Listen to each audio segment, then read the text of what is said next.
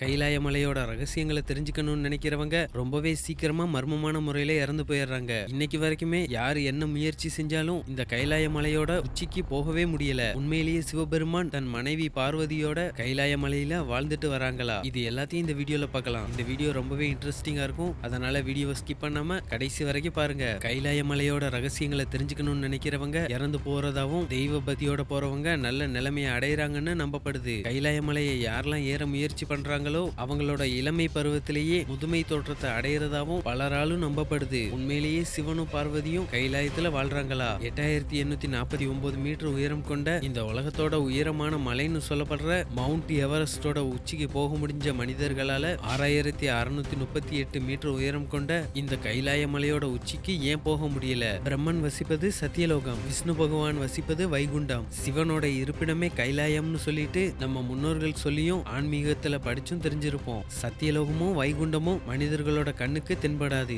மனிதர்களோட கண்ணுக்கு புலப்பட்ட ஒரே தெய்வலோகம் சிவனோட கைலாயம் அப்படின்னு இன்னைக்கும் சொல்றாங்க. கைலாய மலையை ஏறின யாரும் இன்னைக்கு உயிரோட இல்ல. இது வரைக்குமே கைலாய மலையோட உச்சிக்கு யாராலையும் போகவே முடியல.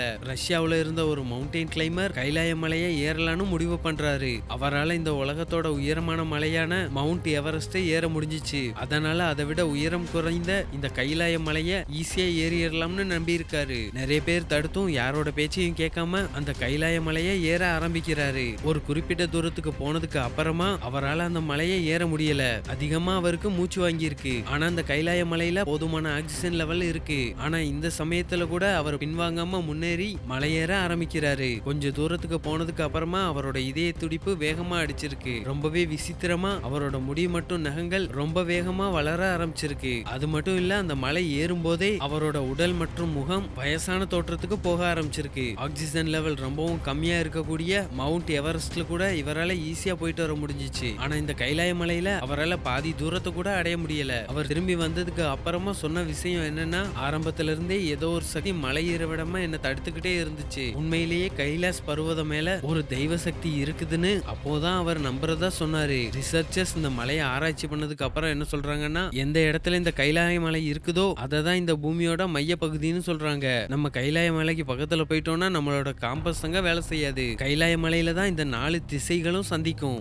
இந்த மிகப்பெரிய மலை பூமியில உள்ள அனைத்து உயிர்களும் வாழ்றதுக்கான அட்மாஸ்பியரை ஏற்படுத்தி தரும். இந்த கைலாய மலையோட பாதி தூரத்துக்கு நம்ம போயிட்டாலே அதுக்கு மேல இந்த மலையை நம்மளால ஏற முடியாது. ஏதோ ஒரு சக்தி நம்மளை தடுத்துக்கிட்டே இருக்கும். அது மட்டும் இல்லாம இந்த மலையை ஏறினவங்க எல்லாம் என்ன சொல்றாங்கன்னா, இந்த மலையில ஏறும் போதே இந்த மலையில ஏறாத, திரும்பி போ அப்படின்ற சத்தம் எப்பவுமே நம்ம காதுக்குள்ள கேட்டுக்கிட்டே இருக்கும். ஆனா இதுக்கான உண்மையான காரணம் இதான்னு எந்த ஒரு விஞ்ஞானியாலையும் இன்ன வரைக்கும் கண்டுபிடிக்க முடியல. இந்த கைலாய மலையில அட்மாஸ்பியர் மாறிக்கிட்டே இருக்கும். அதிகமான குளிர் திடீர்னு ஏற்படும். இதனால நம்மளோட ஹார்ட் பீட் 2 மடங்கு வேகமா அடிக்கும். நம்மளால மூச்சு விடவே முடியாது. நம்மளோட நிகங்கள், முடி எல்லாமே வேகமா வளர ஆரம்பிக்கும். நம்ம இந்து மக்களின் நம்பிக்கைப்படி அவங்களுக்கு ரொம்ப சக்தி வெளியே இருக்கு. தெய்வ சக்தியை மீறி இந்த கைலாய மலைக்கு யாரையும் ஏறி மேல போக முடியாது. கைலாய மலைகளை பத்தி பல கதைகள் இருக்கு. ஒருத்தர் ஒரு கதையை சொன்னா இன்னொருத்தர் அது தப்புன்னு சொல்லிட்டு இன்னொரு கதையை சொல்லுவாரு. 1999 ரஷ்யாவை சேர்ந்த விஞ்ஞானி ஒரு ரகசிய டீமை கூட்டிக்கிட்டு பல ரகசியங்களை கண்டுபிடிக்க கிளம்புனாரு. அவர் அந்த இடத்துல இருந்து போனதுக்கு அப்புறமா அந்த டீம்ல இருக்கக்கூடிய ஒருத்தரால கூட அந்த பாதி இடத்த கூட கைலாய மலையில தாண்ட முடியல. கைலாச மலையில கிடைக்கிற ரேடியேஷனை வச்சு அங்க உள்ளவங்க கண்டுபிடிச்சது என்னன்னா, கைலாய மலை உண்மையா உருவாக்கப்பட்டது இல்ல. அது பாக்குறதுக்கு பிரமிடு மாதிரி இருக்கு. இதனால இது நடிகர்களால உருவாக்கப்பட்டிருக்கணும், இல்ல ஏதோ ஒரு தெய்வ சக்தியால உருவாக்கப்பட்டிருக்கணும்னு நம்புறாங்க. கடைசியா ஸ்பெயின் நாட்டை சேர்ந்த ஒரு டீம் தான் இந்த கைலாய மலையை ஏறினாங்க.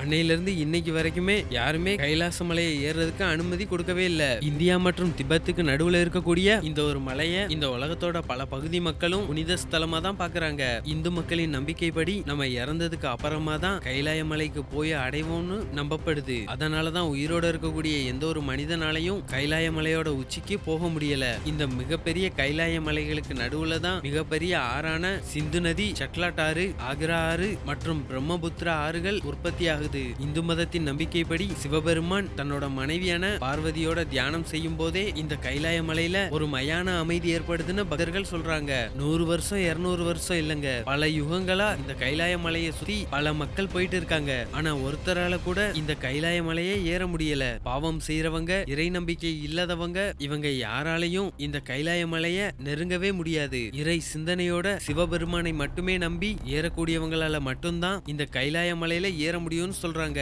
இந்த உலகத்துல உள்ள யாரா இருந்தாலும் தெய்வத்தோட முகத்தை பார்க்கணும், கைலாய மலையோட அற்புதங்களையும் மர்மங்களையும் கண்டுபிடிக்கணும்னு சொல்லிட்டு அவங்க இந்த மாதிரி நோக்கத்துல இந்த மலையில ஏறினாங்கன்னா அவங்க இறந்து போயிருவாங்களாம். சிவபெருமான் இந்த மலையில ருத்ர தாண்டவம் ஆடும்போதே இந்த மலையில உள்ள பனிக்கற்கள் இடிஞ்சு விழுறதாவும் அங்க உள்ள பக்தர்கள் சொல்றாங்க. இப்படி ஏகப்பட்ட விஷயங்கள் கைலாய மலையிலையும் கைலாய மலையை சுத்தியும் இருக்கிறதா ஏகப்பட்ட விஷயங்கள் சொல்லப்படுது. நீங்க இந்த கைலாய மலையை பத்தி என்ன நினைக்கிறீங்கன்னு மறந்துடாம கமெண்ட்ல சொல்லுங்க. ஓகே ஃப்ரெண்ட்ஸ், இந்த வீடியோ பிடிச்சிருக்கும் நான் நம்புறேன். வீடியோ பிடிச்சிருந்தா வீடியோக்கு ஒரு லைக் கொடுங்க. மறந்துடாம சேனலை சப்ஸ்கிரைப் பண்ணிருங்க.